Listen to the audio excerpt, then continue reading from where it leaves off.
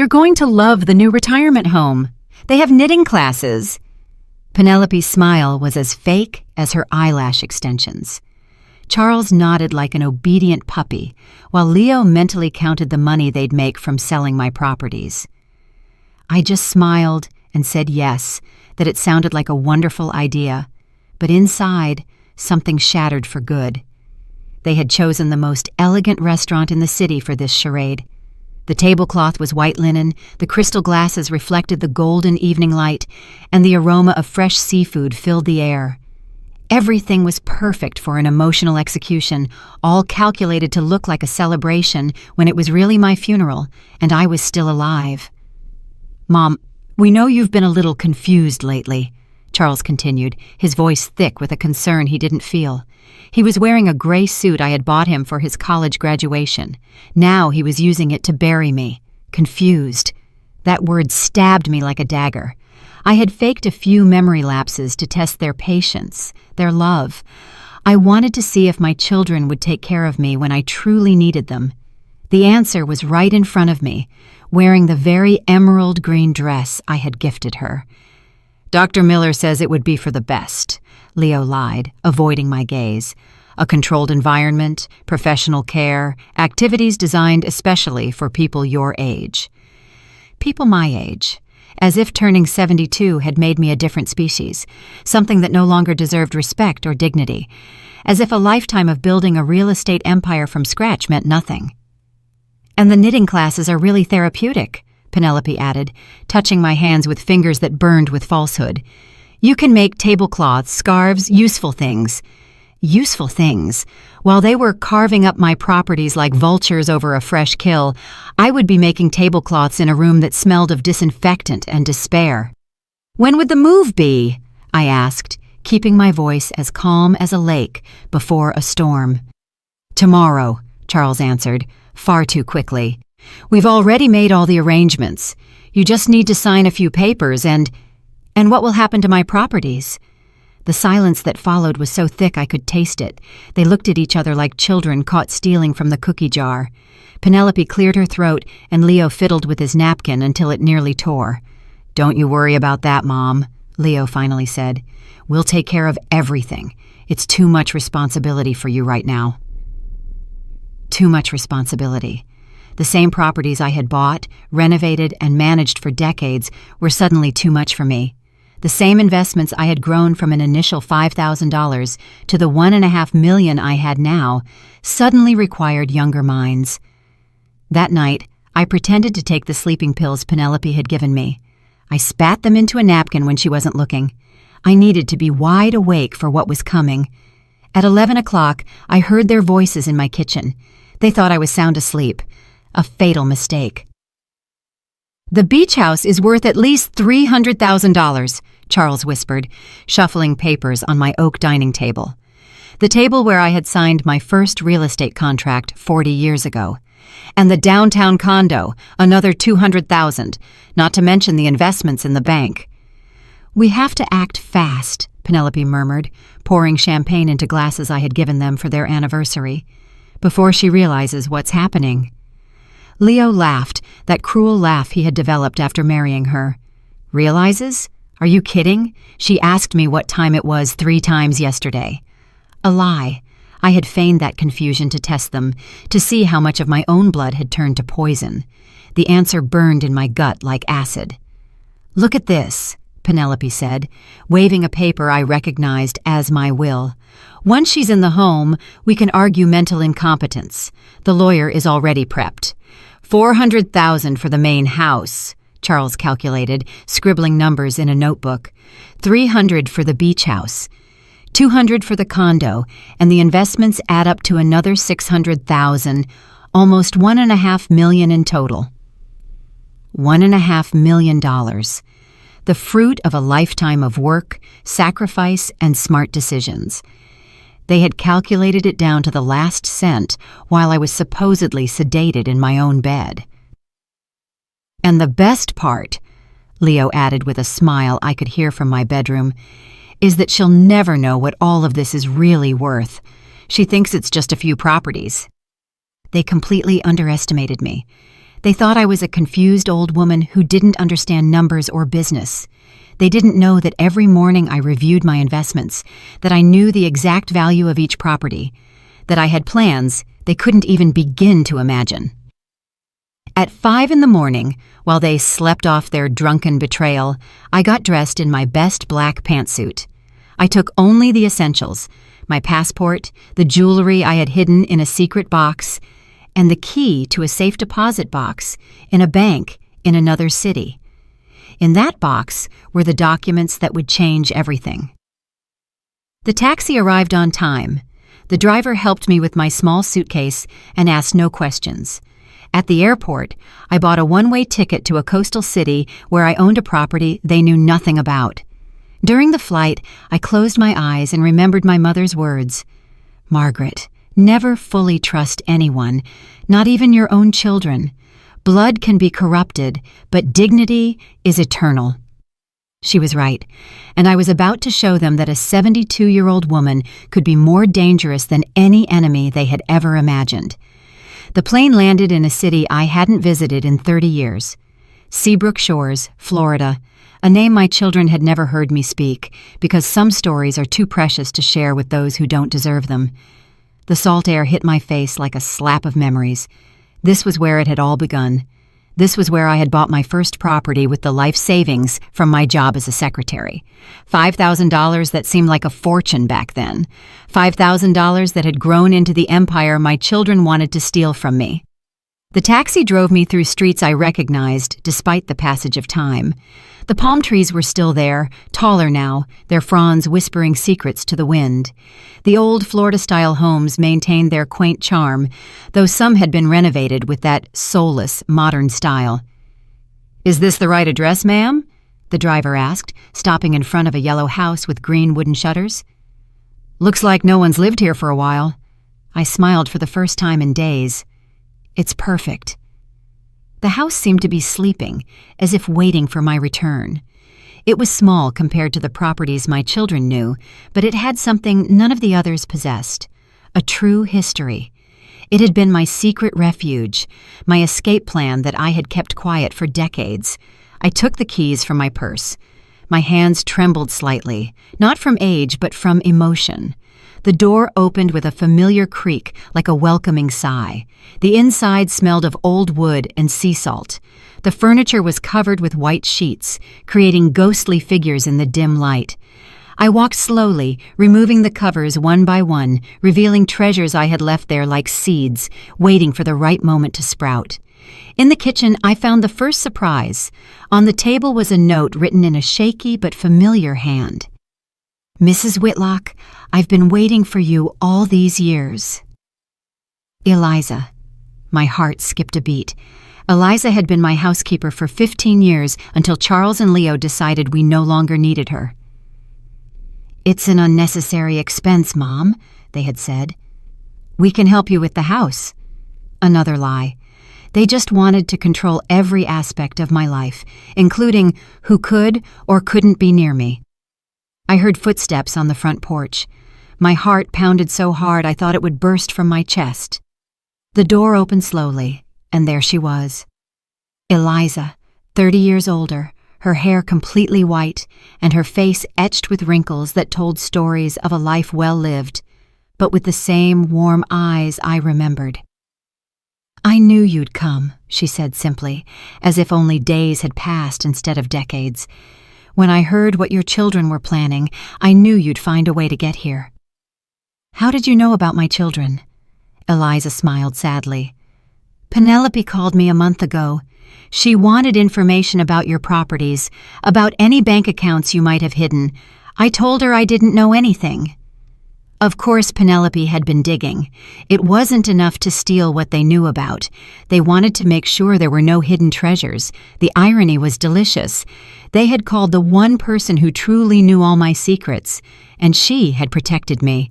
"But I did know," Eliza continued, approaching me with slow but steady steps. "I knew about this house. I knew about the documents you kept here. I knew about your plans.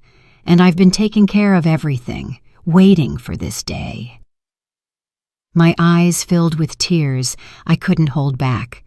For the first time in months, someone was looking at me like a whole person, not as an obstacle or a source of money. "The documents are safe," Eliza whispered, taking my hands in hers. "I checked on them every month. I made sure they didn't deteriorate. Your plan is still intact." My plan.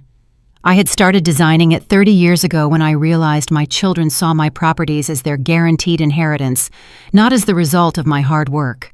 I had created a protective web so complex that not even the best lawyer could easily unravel it. "Where are they?" I asked, my voice barely a whisper. Eliza led me to a back room I didn't remember. It had been converted into a small office with metal filing cabinets and a small safe embedded in the wall. "The combination is still the same," she said, pointing to the safe. "Your husband's birthday." My dear Richard, he had passed away 10 years ago, but his wisdom continued to protect my future. "Never put all your eggs in one basket, Margaret," he used to say, "and never let anyone else control your destiny, not even your children." I opened the safe with hands that no longer trembled.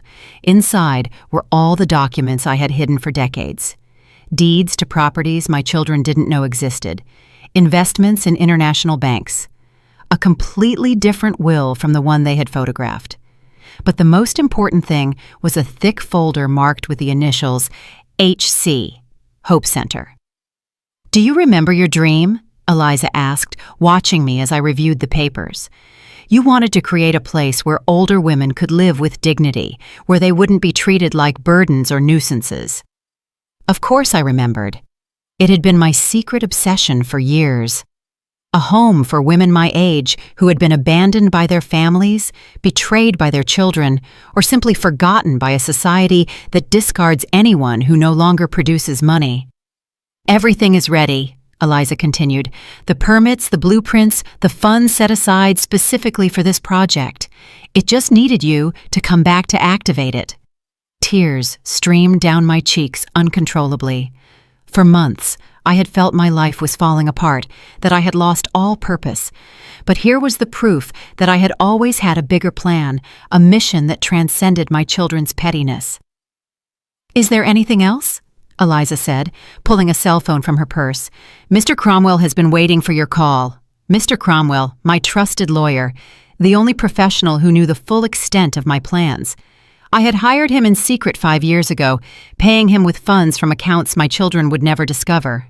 "Is he still reliable?" I asked, though I already knew the answer.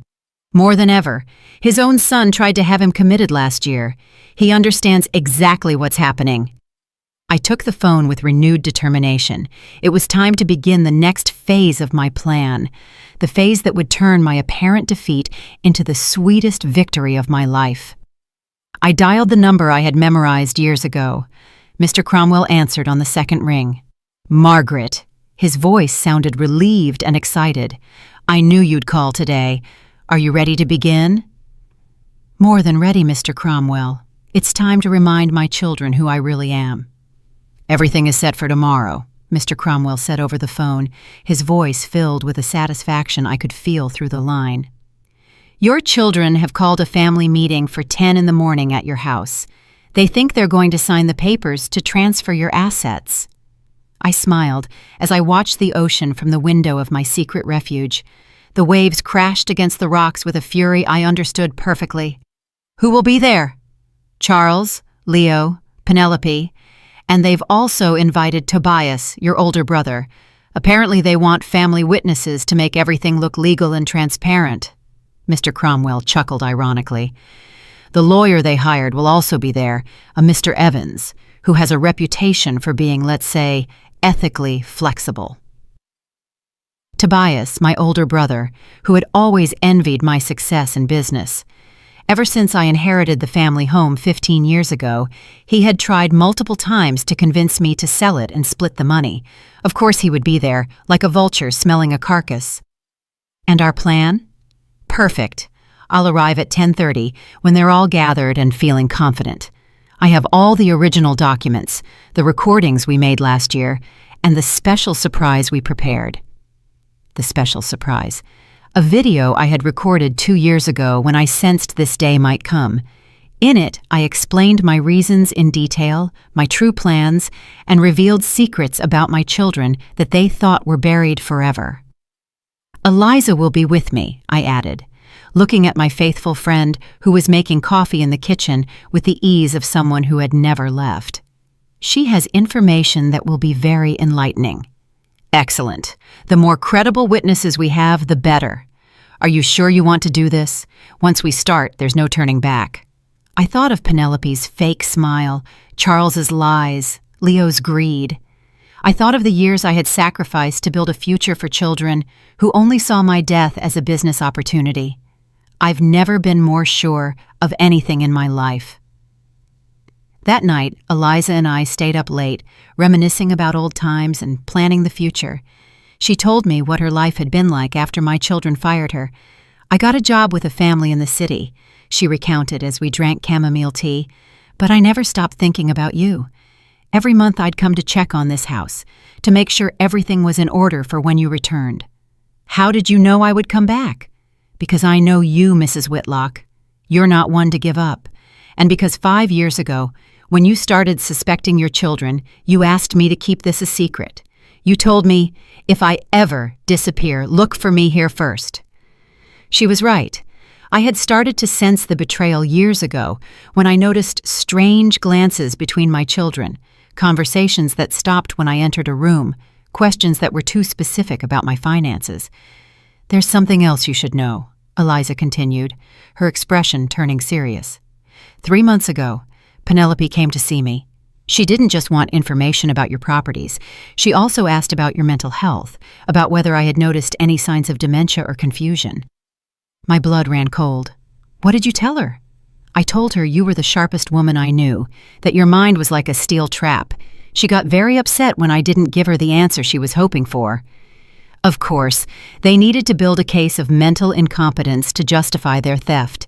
They had planned every detail of my destruction, from the sleeping pills to the repeated questions about the time. "But there's more." Eliza stood up and brought a small box from the closet. "I found this in the trash at your house the day they fired me." She opened the box and my heart stopped. Inside were all the letters my husband Richard had written to me while we were dating. Love letters I had treasured for 50 years, letters that had mysteriously disappeared from my room last month. "They threw them away," Eliza whispered, "as if they were garbage. Love letters from your husband, treated like trash." I took them with trembling hands. The yellowed paper still held the faint scent of the cologne Richard used to wear. Every letter was a memory, every word a promise fulfilled. And my children had discarded them as if they had no value. Why would they do this?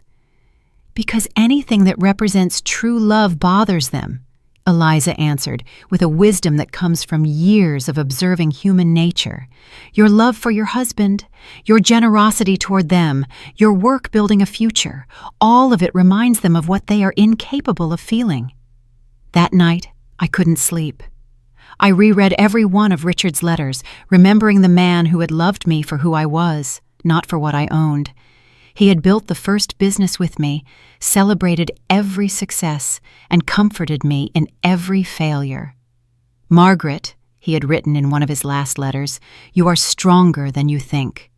If I'm ever gone, remember that your worth isn't in what you have, but in what you give. And if anyone ever tries to take that from you, you fight. Fight with all the fury of a woman who knows her worth." My worth. For months I had allowed my children to make me feel useless, confused, incapable. I had played the part of the vulnerable old woman because a part of me wanted to believe they would protect me. But Richard was right. My worth didn't depend on their love or respect. It depended on me. At 8 in the morning, Mr. Cromwell called to confirm the final details. "Your children are very nervous," he reported with amusement. "Apparently, they've been calling the police all night reporting you missing." Missing? Of course. I'm supposed to be senile and confused, remember? A woman in my condition can't just disappear without help. They're building the case that someone kidnapped or manipulated me. The irony was perfect. While they were reporting my disappearance as a victim, I was orchestrating my return as an avenger. "Are you ready?" Mr. Cromwell asked. I looked at my love letters. I looked at Eliza laying out my best black dress. I looked out at the sea that had witnessed my first dreams. I had spent 72 years learning who I truly was. It was time to teach them the most important lesson of their lives. I'm ready to reclaim what's mine. The drive back felt like a triumphal procession. Eliza sat beside me, silent but as steadfast as a guardian. Mr. Cromwell followed in his car, carrying the documents that would change everything. And I, dressed like the CEO I had always been, prepared for the most important business meeting of my life. The meeting where I would teach my children the difference between a helpless old woman and a woman with 72 years of experience destroying those who underestimate her. The taxi stopped a block from my house. I could see several cars parked out front: Charles's gray BMW, Leo's white Mercedes, and an unfamiliar car I assumed belonged to the corrupt lawyer they had hired.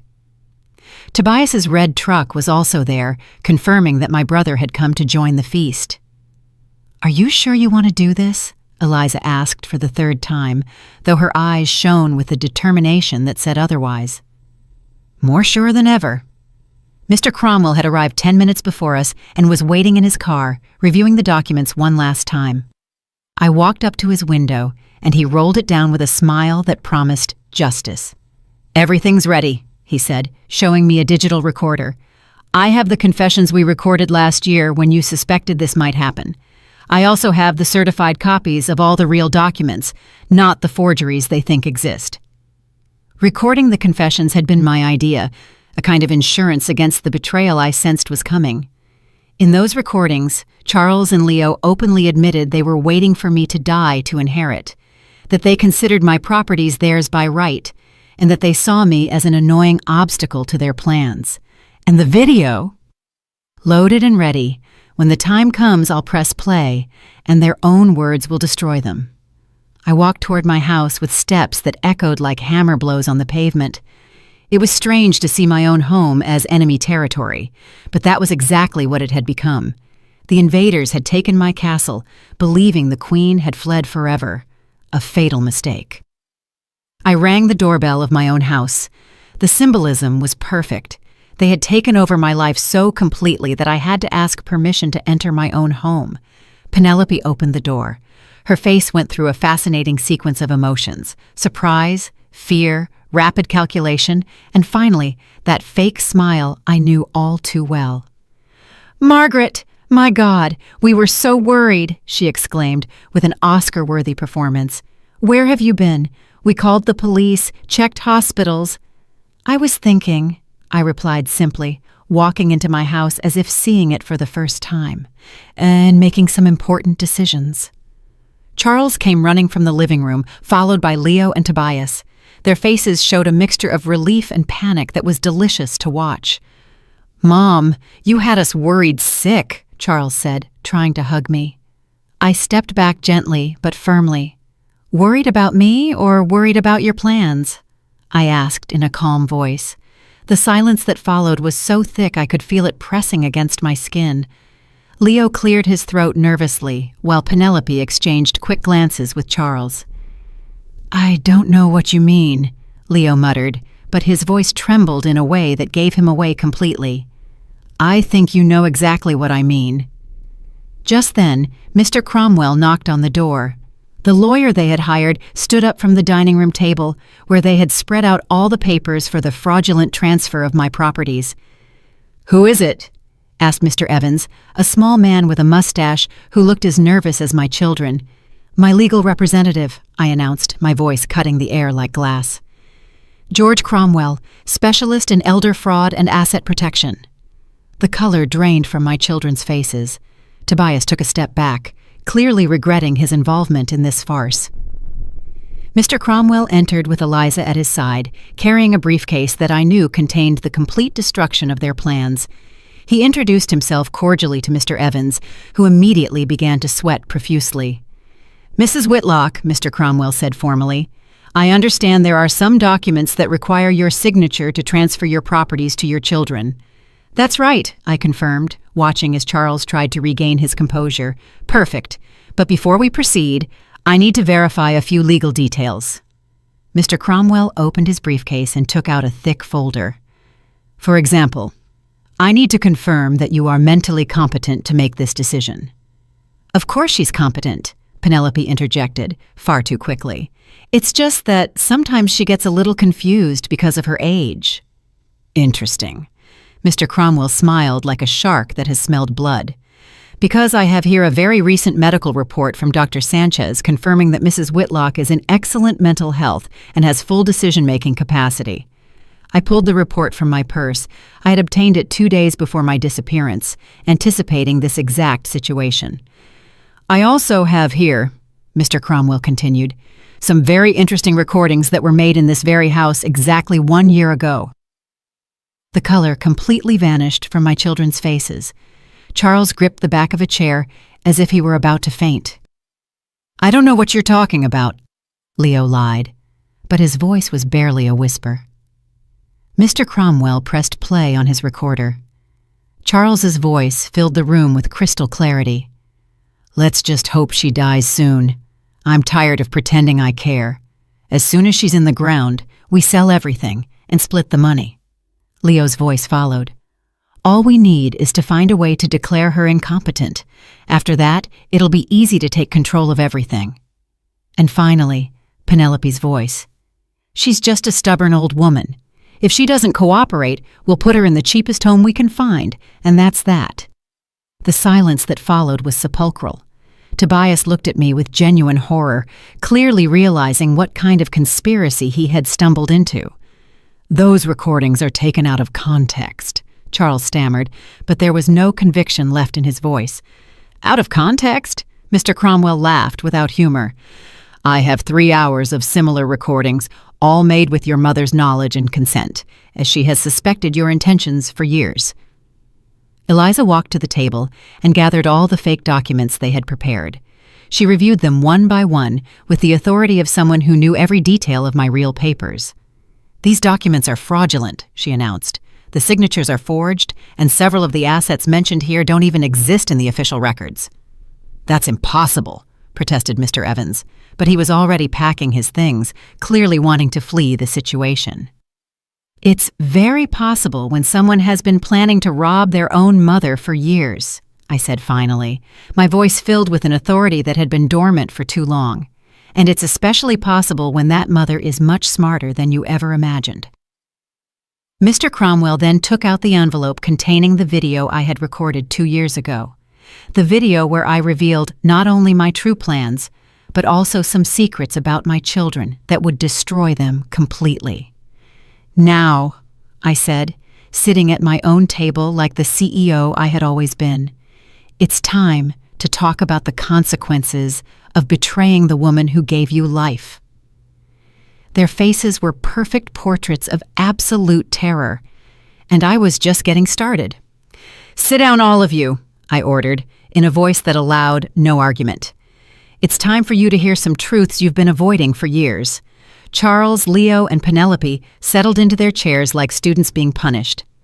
Tobias remained standing, clearly uncomfortable with his involvement.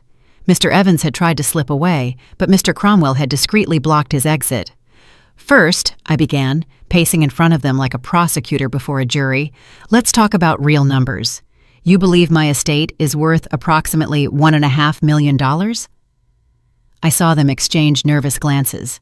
They had done their calculations in secret, believing I had no idea of the true value of my properties. "You're off by more than $3 million. The silence was absolute. Even Eliza looked at me with surprise, though she knew I had secrets within secrets. "My real net worth," I continued, savoring every second of their shock, "including the properties you don't know about, the international investments, and the businesses I've been managing discreetly for decades, exceeds $5 million. Penelope turned as white as a sheet. Charles gripped the arms of his chair as if the world were shaking beneath him. $5 million, Leo whispered, his voice breaking. $5.2 million to be exact. Money you thought you could steal while I was playing with knitting needles in some deplorable institution. Mr. Cromwell opened his laptop and projected a presentation onto the wall. It was a detailed summary of all my properties, investments, and bank accounts. The numbers appeared one after another, each figure hitting my children like a financial slap in the face. Main house appraised at $600,000. Beach house at $450,000. Downtown condo at $300,000. But that's just the beginning. The following slides revealed properties they had never imagined. 2 condos in Miami, a small hotel in Key West, investments in growth funds, shares in 3 tech companies, and accounts in banks in Switzerland and Panama. How? Charles couldn't finish the question. How did a senile and confused woman manage to accumulate such a fortune without you noticing? I smiled with the satisfaction of someone who had been planning this moment for years. Very simple. You completely underestimated your mother. Eliza came forward and placed an additional folder on the table. There are also the businesses Mrs. Whitlock has been running discreetly, a real estate consultancy, 2 investment firms, and the project that matters most to her. What project? Penelope asked, her voice strangled. This was my favorite part, the moment I revealed the dream I had been secretly building for a decade. The Hope Center, I announced, watching their confused faces. A residential and service complex for older women who have been abandoned by their families, women whose children see them as burdens instead of human beings. Mr. Cromwell changed the slide, and a spectacular architectural rendering appeared. A beautiful complex with gardens, a library, art workshops, medical clinics, and dignified apartments for 200 residents. The land is already purchased, I continued. The permits are approved. Construction begins next month, and you, my dear children, have just become the primary inspiration for this project. I don't understand, Leo murmured. Every time you treated me like a useless old woman, every time you talked about me as if I were a piece of old furniture, every time you planned my future without consulting me, I added another service to the Hope Center. Thanks to you, it will be the best center of its kind in the entire country. Tobias finally spoke. Margaret, I didn't know about any of this. I thought this was just a normal family meeting. I know, Tobias. That's why you're not in legal trouble. But I pointed to my 3 black-hearted children, they are going to face the full consequences of their actions. Mr. Cromwell took the floor. Attempting to defraud a senior citizen is a federal crime. Forging documents is another federal crime. Conspiring to have someone declared incompetent without medical grounds is yet another. We're talking about multiple charges that could result in several years in prison. You can't do this to us, Charles exploded, standing up abruptly. We're your family. We're your children. Exactly, I replied, my voice icy. You are my children. And that makes your betrayal infinitely more painful and more unforgivable. I walked up to Charles until I was standing right in front of him, forcing him to look me in the eyes. I gave you a college education that cost $80,000. I helped you with the down payment on your first house, $50,000. I lent you money for your business that you never paid back, $30,000. I gave you my unconditional love for 45 years, and this is how you repay me? I turned to Leo. I paid the medical bills when your son had leukemia, $100,000. I helped you through your divorce, $40,000 in legal fees. I let you live in my house for 2 years when you lost your job. I gave you my emotional support when no one else believed in you, and this is how you repay me? Finally, I faced Penelope. I welcomed you as a daughter when you married Leo. I defended you when the rest of the family criticized you. I included you in my will when you weren't even my blood. I treated you with more love and respect than your own parents gave you, and this is how you repay me? Tears streamed down my cheeks, but they weren't tears of sadness. They were tears of liberation, from a woman finally allowing herself to feel all the rage she had been holding back. For months, I let you make me feel useless. I faked confusion when you wanted me to be confused. I acted like the vulnerable old woman you needed me to be to justify your plans. But it was all an act. It was all a test. A test you failed spectacularly, Mr. Cromwell added. Eliza placed the final document on the table. My real will, the one that truly mattered. This is my true will, I announced. It was drafted 3 years ago and updated 6 months ago when your plans became more obvious. Charles tried to get closer to read it, but Mr. Cromwell blocked him. In this will, I continued, Charles inherits $5,000. Leo inherits $5,000. Penelope inherits nothing because legally she is not my family, and she has proven that emotionally she isn't either. 5,000, Leo shouted. That's impossible. We're your only children. The rest of my estate, I went on relentlessly, $4,990,000, will be divided between the Hope Center, 3 charities that protect senior citizens, and Eliza, who has shown more loyalty in 30 years of friendship than you have in a lifetime of being my children. Penelope started to cry, but her tears no longer moved me. Charles slammed his fist on the table in frustration. Leo sank into his chair as if he had aged 10 years in 10 minutes. But there is a way, I said finally, watching them cling to this last shred of hope. What way? Charles asked desperately. Work to deserve it. The Hope Center needs administrators. It needs committed staff. It needs people who understand the value of human dignity. If you can prove over the next 5 years that you truly care about something more than money, if you can prove that you understand the damage you caused me and are willing to repair it, then we can talk about an inheritance. 5 years, Leo muttered. 5 years working without pay at the Hope Center. 5 years proving you can value older people as human beings, not as obstacles. 5 years proving you deserve to be called my children. The silence stretched for several minutes. I could see their minds working, calculating, evaluating options that no longer existed. And if we refuse? Penelope asked defiantly. Mr. Cromwell smiled. Then you face the criminal charges for fraud and attempted defraudation, and you lose any possibility of an inheritance forever. It was a perfect ultimatum. Justice with the possibility of redemption. Punishment with the opportunity for growth. Exactly what a mother should give. Consequences with love. Boundaries with hope. The choice is yours, I concluded. You can leave right now and never see me again. Or you can stay and begin the long road to regaining my respect and your own dignity. Your next words will determine whether I still have children or just strangers who share my blood. The silence stretched like an invisible web between us. I could see the gears turning in their minds, calculating losses and gains, pride versus economic survival. It was fascinating to watch my own children reduce our decades-long relationship to a simple mathematical equation. Charles was the first to speak, his voice hoarse with contained emotion. Mom, we never really wanted to hurt you.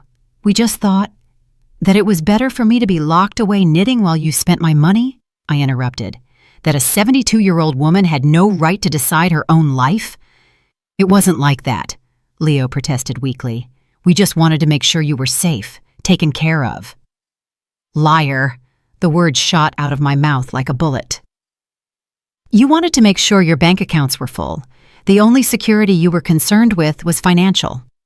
Penelope wiped her tears with the back of her hand, smudging her expensive makeup. So what are we supposed to do now? How are we supposed to survive without money? I finished for her. The exact same way millions of people survive every day, by working, by earning a living through your own effort instead of waiting for someone else to die to finance your lives. Mr. Cromwell had been watching silently, taking mental notes of every reaction.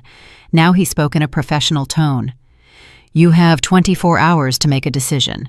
If you choose the rehabilitation program at the Hope Center, you will start tomorrow morning.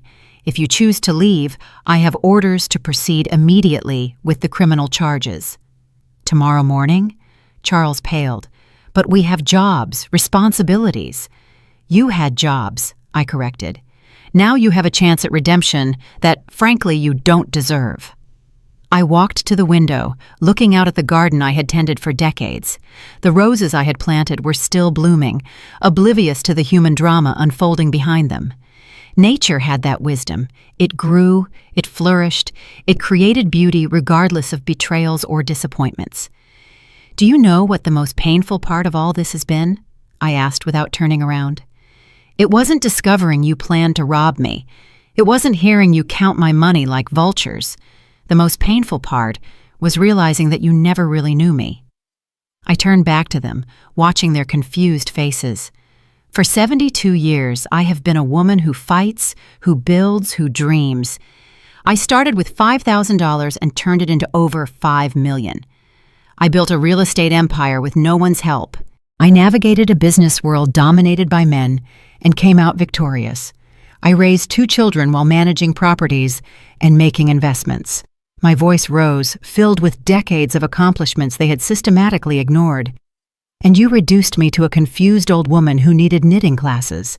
You saw me as an obstacle instead of the woman who built everything you wanted to inherit." Eliza came over and placed a hand on my shoulder. Her presence calmed me, reminding me that not all relationships are based on convenience. "Is there anything else you should know?" I continued, returning to my chair. "The Hope Center isn't just a charity project. It's my real legacy. It's proof that an older woman can change the world instead of just waiting for death in a room that smells like disinfectant." Mr. Cromwell changed the presentation on his laptop, showing the detailed plans for the center. It was beautiful. Modern buildings surrounded by gardens, spaces for art and music, a specialized library, medical clinics, and apartments that truly looked like homes. 200 women will live here, I explained. Women who were abandoned by greedy families, women who lost everything in late-life divorces, women who simply need a place to grow old with dignity. "It's impressive," admitted Tobias, who had remained quiet during the confrontation. "When do you plan to open?" "Construction begins in 6 weeks. The first phase will be ready in 18 months. And if my children decide to participate in their redemption, they will help build it." "What kind of work would we have to do?" Leo asked cautiously. "All kinds of work," Eliza answered before I could. "Cleaning, gardening, administration, resident care, real work, honest work. Work that will teach you the value of serving instead of being served." "But we don't know how to do that kind of work," Penelope protested. "You'll learn," I said simply. "The same way I learned to do business when I was your age. The same way I learned to invest in the stock market when I was 50. The same way I learned to use computers when I was 60. The difference is, I did it for ambition and growth. You will do it for survival and redemption." Charles stood up and began pacing the room, his hands trembling slightly. "This is surreal. 2 days ago we thought, and now, 2 days ago you thought you were the beneficiaries of a multi-million-dollar inheritance," I finished. "Now you know you are the protagonists of a lesson about the consequences of family betrayal." "And if we do it?" Leo asked. "If we work at your center for 5 years, will you really change the will?" The question I had been waiting for. The question that would determine if this was justice or vengeance. If, for 5 years, you demonstrate that you can value people for who they are instead of what they own, if you learn to give instead of just take, if you show the kind of character I had hoped I raised in you, then yes, I will modify the will. "How much?" asked Penelope, always direct when it came to money. "Enough for you to live comfortably, but not enough for you to turn back into the greedy people you are now. Let's say $500,000 each." $500,000. A fortune for most people, but only a fraction of what they had planned to steal. It was enough to reward real growth, but not so much as to eliminate the need to keep working and growing. "And the rest?" Charles asked. "The rest will remain with the Hope Center forever, to ensure that women like me are never again treated as burdens or inconveniences by their own families." Mr. Cromwell closed his laptop with a definitive click. "As I said before, you have 24 hours to decide. Tomorrow at 10 in the morning, you either arrive at the Hope Center construction site ready to work, or I file the criminal charges with the district attorney's office. He stood to leave, but before he walked out, he added, "And don't bother looking for other lawyers. I have copies of all the evidence in multiple locations. This is not a negotiation. It's an ultimatum." After Mr. Cromwell left, we sat in silence. The weight of the decision filled the room like toxic smoke. "Would you really have us arrested?" Charles asked in a small voice. "Were you really planning to put me in a nursing home while you sold my properties?" I countered. "Touché." Eliza came to my side. "Mrs. Whitlock, are you sure you want to give them this chance after everything they did?" "I'm sure," I answered, though my heart was still bleeding. "Because at the end of the day, they are still my children, and a mother never stops hoping her children will become the people she always believed they could be." It was my final gamble, my last hope that blood could be stronger than greed. Tomorrow, I would know if I had raised children or strangers. The next morning found me awake before dawn, making coffee in the kitchen, where my children had celebrated my supposed dementia with cheap champagne. Eliza had spent the night in the guest room, and together we watched the sky change from black to gray, waiting to see what decision my children had made. "Do you think they'll come?" Eliza asked, pouring coffee into the porcelain cups I had inherited from my mother. "Honestly, I don't know. Part of me hopes they do. Part of me hopes they don't. And I'm not sure which hope is stronger." At 8 o'clock, my phone rang. It was Mr. Cromwell. "Good morning, Margaret. Ready for the first day of school?" As ready as one can be to find out if I still have children or just strangers who share my DNA. I've been at the site since 7, getting things ready. The foremen have been briefed on the special situation with the new volunteers. Volunteers. An elegant way to describe people working to avoid prison. Any sign of them?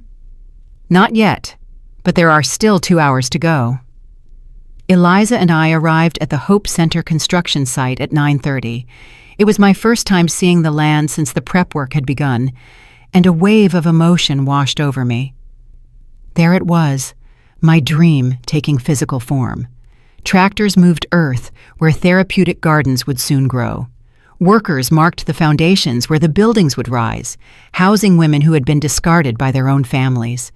"It's beautiful," Eliza murmured, taking my arm as we walked the grounds. "It's hope," I corrected. "It's proof that it's never too late to start something new, to change the world, to show that older women are not refuse waiting to be thrown away." Mr. Cromwell approached with a clipboard and a yellow hard hat. "Everything's ready. If they show up, they'll start with basic tasks: clearing the area, organizing materials, helping the workers with manual labor. And if they don't, I have an 11 o'clock appointment with the DA. 9:55, 9:57, 9:59. At exactly 10 o'clock, a taxi pulled up to the site entrance. My heart beat so fast I thought it would leap out of my chest. Charles got out first, wearing old jeans and a t-shirt I hadn't seen in years. Leo followed in work clothes he had clearly bought the night before. Finally, Penelope emerged from the taxi in athletic wear, her hair pulled back in a simple ponytail. They looked vulnerable, scared, human.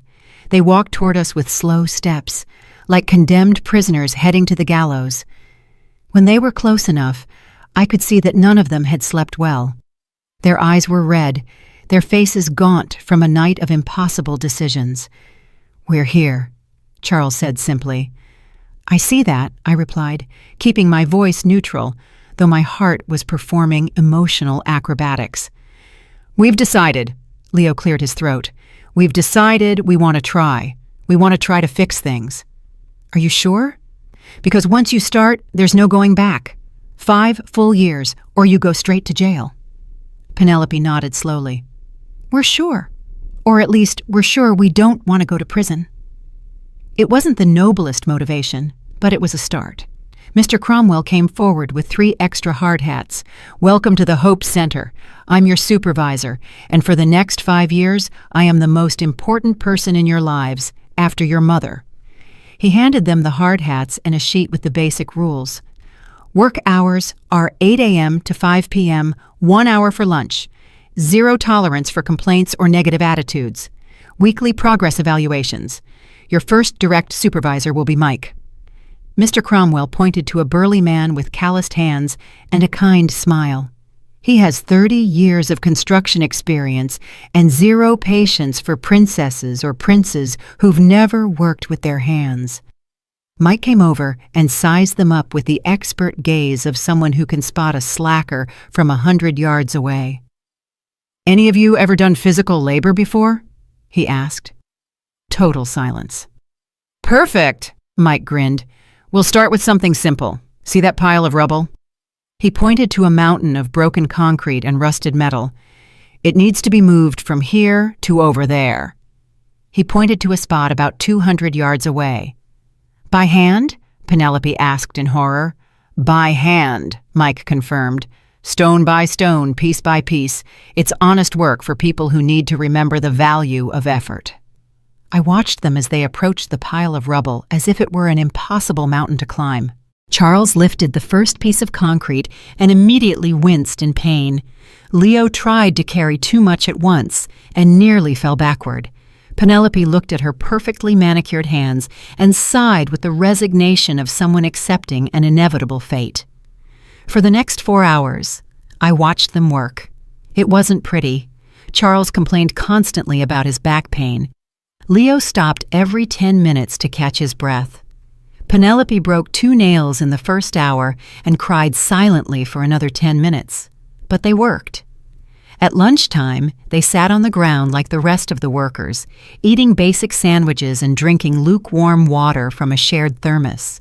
Their clothes were dirty, their hands stained, their faces red from the sun and exertion. "How are you feeling?" I asked, approaching them during their break. "Like we got hit by a truck," Charles mumbled, massaging his shoulders. "This is harder than we thought," Leo admitted. "And what did you think? That honest work was easy? That the people who build the world with their hands do it because it's fun?" Penelope looked at me with eyes that, for the first time, showed something resembling understanding. "I never thought about it. I never thought about how hard it must be to earn a living like this. Now you know. And this is just the first day of the next 1,825. The afternoon was even harder. Their bodies weren't used to the physical labor, and every movement became more difficult. But something interesting started to happen around 3 o'clock. They began to help each other. Charles carried some heavy stones that Penelope couldn't move. Leo brought water to Charles when he saw he was getting dehydrated.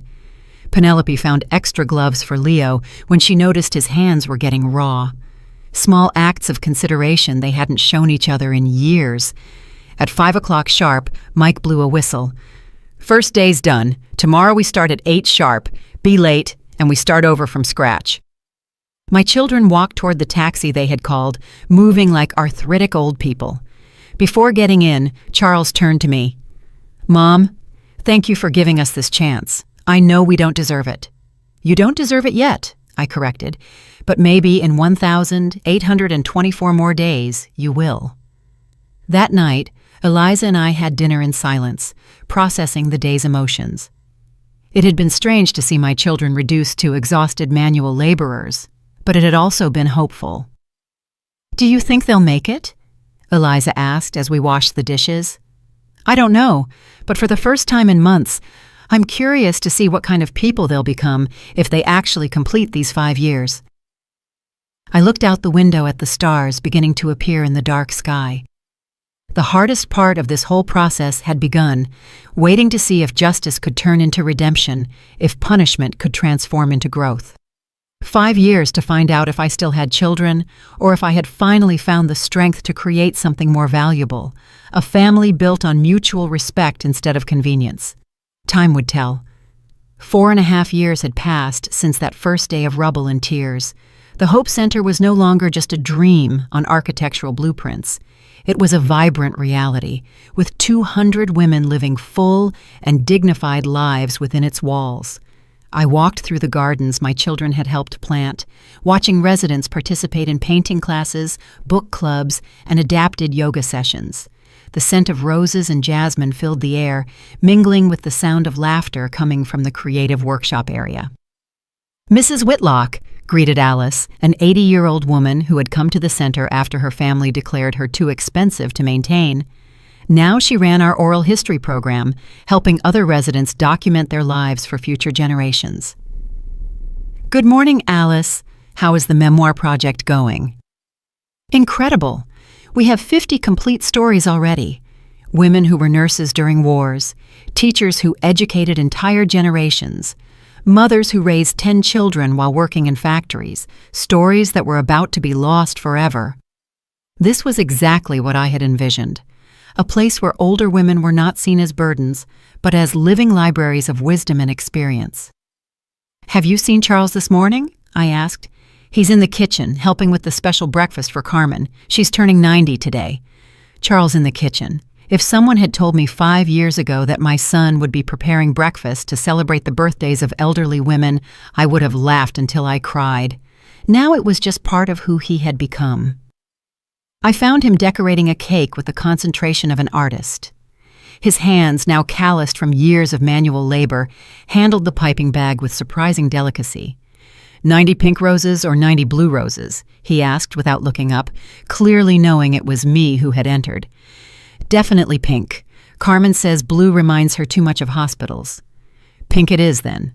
He continued decorating, adding small frosting flowers with a patience he had never shown in his previous life. You know, Carmen told me yesterday she was one of the first female accountants in her city. She managed the finances for 3 large companies back when women could barely open a bank account without their husband's permission. And what do you think of that? Charles finally looked at me, his eyes showing a depth that hadn't been there 5 years ago. I think I was an idiot for believing that age determined a person's value. Carmen knows more about finance than I ever did after 40 years in business. It was an acknowledgement not just of his mistake with me, but of his fundamental misunderstanding of what it means to grow old. Where are Leo and Penelope? Leo is in physical therapy with Mercedes, helping her with her rehabilitation exercises. Penelope is in the beauty salon. The beauty salon had been Penelope's idea during her 2nd year. She had noticed how many residents became depressed after losing access to basic grooming, so she had proposed creating a space where they could maintain their personal dignity. Now she managed a small salon where the women got their hair done, received adapted manicures, and felt beautiful regardless of age. I walked to the salon and found Penelope gently massaging the arthritic hands of a woman I recognized as Miriam, a former professor who had come to the center after her daughter abandoned her in a public hospital. "Does that hurt?" Penelope asked with genuine concern. "Not at all, dear. Your hands are magic. My fingers haven't felt this good in years." Penelope had changed physically over the years. She no longer wore excessive makeup or designer clothes. Her beauty was more natural now, more authentic. But the most noticeable change was in her eyes. Where there was once greed, there was now compassion. "Mrs. Whitlock," she greeted me when she saw me, "are you here to see the new hand treatment I developed for arthritis?" "I came to see you," I answered honestly. She blushed slightly. Over the years, she had learned to value recognition for her work, not for her ability to manipulate situations. "Can I talk to you for a moment?" She finished Miriam's treatment and we went out to the garden. We sat on a bench overlooking the entire complex. It was my favorite place to reflect, where I could see the fruit of decades of dreams turned into reality. "How do you feel?" I asked. "Tired," she admitted. "But it's a different kind of tired. Before, I was tired of pretending to be someone I wasn't. Now I'm tired from working hard, but I sleep better than ever." "Do you regret anything?" Penelope was silent for several minutes, watching a group of residents practicing Tai Chi on the lawn. "I regret being so blind," she finally answered. "I regret seeing only the money instead of the extraordinary woman who had earned it. I regret trying to steal instead of trying to learn." They were words I had waited years to hear, but now that I heard them, I realized I no longer needed them. Her transformation had made them unnecessary. And what have you learned? That respect isn't inherited, it's earned. That age brings wisdom, not incompetence. That caring for others is more satisfying than being cared for by others. She paused. And that you weren't just my rich mother-in-law.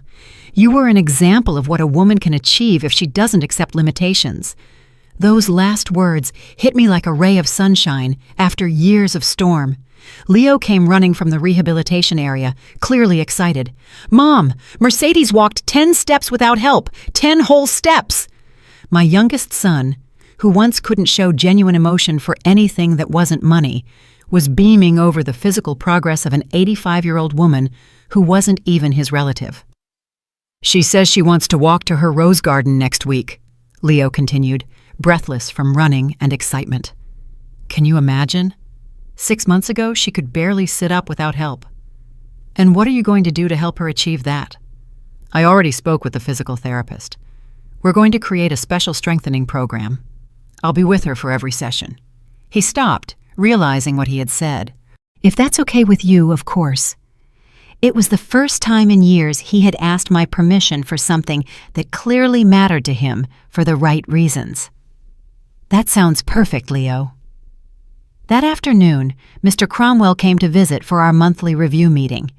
We sat in my office at the center, surrounded by photographs of residents, certificates of recognition, and letters from grateful families. "How do you evaluate them?" he asked, reviewing his notes from the past few months. "They've changed in ways I didn't think possible," I admitted. "Not just in their work here, but in who they are as people." "Do you think it's genuine, or are they acting to impress you?" It was the question I had asked myself for months. At first they were definitely acting, but there's something about the work here, about caring for others, that reveals a person's true character. You can't fake compassion for 4.5 years. So I think my children have found versions of themselves they didn't know existed, versions that I like much more than the people they were before. Mr. Cromwell smiled. "And the will?" "The will can wait another 6 months. I want to see how they handle the final decision." "What final decision?" "In 6 months, their mandatory period ends. They will be free to leave and live their lives as they wish. The real question is, will they stay because they want to be here, or will they leave because they've served their sentence?" It was the ultimate test. Anyone can change temporarily when they have no options. True character is revealed when the options return. And if they leave, then I'll know I did the right thing by changing my will. And if they stay, then I'll know I've finally gotten my children back. That night, I had dinner with Eliza in the center's communal dining room, surrounded by the sound of cheerful conversations and laughter from women who had found a new family in their golden years. "Are you nervous about the next 6 months?" Eliza asked. "Curious," I corrected. After 76 years of life, I've learned that the best surprises come when you finally stop trying to control the outcome. 6 months later, the day I had been waiting for 5 years finally arrived. It was a perfect spring morning, the sun filtering through the blinds of my office as I reviewed the documents Mr. Cromwell had prepared for this special occasion. The modified will lay on my desk, sealed in an envelope that contained the final decision about my children's future. But first, I had to know what decision they had made. At 10 in the morning, Charles, Leo, and Penelope arrived at my office, dressed in their usual work clothes. Over 5 years, I had learned to read their emotional states by the way they walked, and today they looked serene, determined. "Good morning," I said, motioning for them to sit. "Do you know why you're here?" "Because today marks exactly 5 years since we started working here," Charles answered, "and according to our agreement, today we are free to go." "Exactly. Your legal obligation has ended. You no longer face criminal charges. You are no longer required to be here. You are completely free." The silence stretched for several minutes. I could see they had prepared for this moment, that they had discussed among themselves what they would say. "We've made a decision," Penelope finally spoke, her voice firm but filled with emotion. "I'm listening." Leo cleared his throat. "We want to stay, not because we have to, but because we want to." My heart stopped for a moment, but I kept my expression neutral. "Why?" "Because this place has become our home," Charles answered. "Because these women have become our extended family. Because the work we do here is the most important work we've ever done in our lives. And because, Penelope added, tears beginning to form in her eyes, we finally understand what you tried to teach us from the beginning, that life isn't about what you can take, but what you can give. I stood up and walked to the window overlooking the gardens. I could see Mercedes walking slowly but purposefully toward her favorite roses, exactly as Leo had promised she would. I could see Carmen teaching basic math to a group of younger women who had recently arrived at the center. And what about your lives outside of here? Your careers? Your personal plans? Our careers are here now, Leo said. I've been studying geriatric physical therapy at night. I want to be officially certified to better help the residents. I enrolled in courses on the psychology of aging, Penelope added. I want to better understand how to help the women who arrive here depressed and scared. And I, Charles said, have been working with Mr. Cromwell to learn about nonprofit management. I want to make sure this place runs perfectly for decades to come. I had raised businessmen, and they had finally become social entrepreneurs. There's something else, Charles continued. We've been talking among ourselves, and we want to make a formal proposal. What kind of proposal? We want to officially renounce any inheritance, Penelope said. We want all of your money to stay here at the Hope Center forever. I turned to them, genuinely surprised for the first time in years. Are you sure about what you're saying? Completely sure, Leo answered. For 5 years, we've seen what well-used money can accomplish. We've seen how this place changes lives, how it gives dignity to women who had lost all hope. We don't want to be heirs to your fortune. We want to be guardians of your legacy. The tears I had been holding back for 5 years finally broke free. They weren't tears of sadness, but of a pride so deep it ached in my chest. Do you know what this means? I asked. It means we'll work here for the rest of our lives for modest salaries, Charles said. It means we'll never be rich, but we'll be part of something more important than money. It means, Penelope added, that we will finally be worthy of being called your children. I walked to my desk and picked up the envelope containing the modified will. With deliberate movements, I tore it into pieces in front of them. What are you doing? Leo asked, confused. That will give you $500,000 each if you completed the 5 years. But you have just proven that you no longer need my money to be the people I always hoped you would be. I took another document from my drawer, the will I had drafted the week before, after months of observing their genuine transformation. This is my real will, I announced. In it, Charles is named Executive Director of the Hope Center, with a respectable but not extravagant salary. Leo is named Director of Rehabilitation Programs. Penelope is named Director of Emotional Wellness and Creative Programs. Their eyes widened in surprise. The rest of my estate, I continued, $4.8 million, is designated to create a network of similar centers across the country. The 3 of you will lead that expansion, ensuring that no older woman in this country has to suffer what I was about to suffer. A network, Charles whispered. 10 centers in the next 15 years, each one run by people who understand that caring for our elders isn't charity, it's justice. The 3 of them stood up at the same time and hugged me with an intensity I hadn't felt since they were children. But it was different now. Now it was the embrace of adults who had earned the right to love and be loved. Why? Penelope asked through her tears. After everything we did to you, why are you giving us this opportunity? Because you are no longer the people who betrayed me, I answered simply. You are the people I always believed you could become. You just needed time to find yourselves. That afternoon, we held a meeting with all the center's residents to announce the changes. The conference room filled with curious and excited women, many of whom had developed genuine relationships with my children over the years.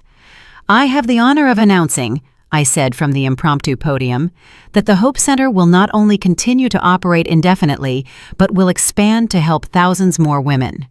The applause was deafening. and I have the even greater honor of announcing that my children, Charles, Leo, and Penelope, have chosen to dedicate their lives to this mission." Mercedes stood up slowly, leaning on her cane. "Mrs. Whitlock, may I say something?" "Of course, Mercedes. Your children came here as a punishment, but they are leaving as a blessing. They cared for us when we were sick. They comforted us when we were sad. They celebrated with us when we were happy. I don't know what kind of mother one has to be to raise children who can change so much, but you are an example to us all." That night, I had dinner with my children and Eliza in the communal dining room. It was the first time in 5 years that we were together as a real family, not as supervisor and employees, not as victim and perpetrators, but as people who loved and respected each other. "What are you going to do now?" Eliza asked. "Now," Charles answered, "we're going to change the way this country treats its senior citizens. We're going to make sure," Leo added, "that no woman has to choose between dignity and security in her old age. And we're going to prove," Penelope concluded, "that a family can be rebuilt on a foundation of respect instead of convenience." After dinner, I went out to the main garden alone. It was my nightly ritual, to walk among the flowers we had planted and reflect on the day. But tonight was different. Tonight I could finally rest. At 76, I had achieved something few mothers ever do, not just raising successful children, but transforming lost children into extraordinary human beings. The legacy I would leave would not be measured in dollars or properties. It would be measured in changed lives, in restored dignity, in love that had been turned into action. I looked up at the stars shining over the Hope Center and remembered the words Richard had written to me in one of his last letters. "The real legacy is not a monument. It's a map." He was right. I had created a map for other families to find their way back to love, a map that my children would now carry to thousands more women. Vengeance had become redemption. Justice had become grace. And I, a woman who had been on the verge of being buried alive by her own family, had found a way to resurrect not only my own life, but the lives of everyone around me. It was finally the kind of legacy worth leaving,